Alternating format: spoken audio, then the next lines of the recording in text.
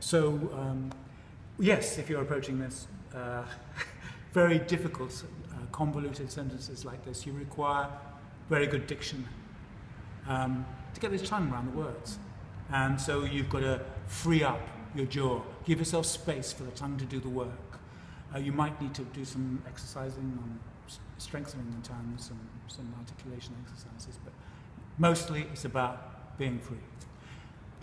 You need to be supported from here, but mostly again it's about not getting in the way of letting the voice come out. Don't grip in the throat, don't push.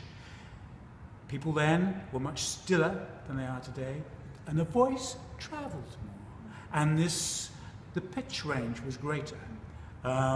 And so you could glide into your stress words, really point them. And in long, complicated sentences like this, you need to find what is the most important word. Drive for that. Make it stand out. And you can do that lengthening it by perhaps dwelling on some consonants or something like that. Now, I'm slightly exaggerating what I'm doing, but it remains true for all of the characters in there.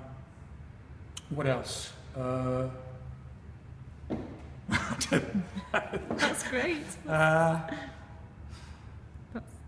Yes, and I mean in terms of accents as well, I would think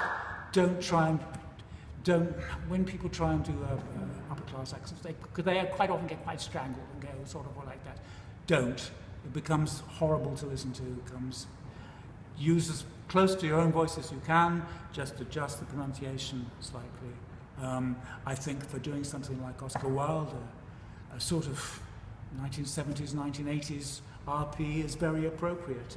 Its main thing is it sounds fairly neutral, classy without being terribly toffee.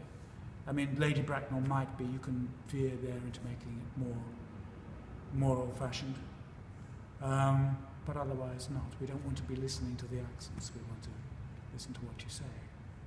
And of course, talking about extending these words and things, but the main thing, it has to be real. It has to be impelled by thought. You have to be absolutely precise in what's going on in your head as you say these words, which is sometimes completely at odds with what you're actually saying. And think about that icy politeness in the Tea Party scene.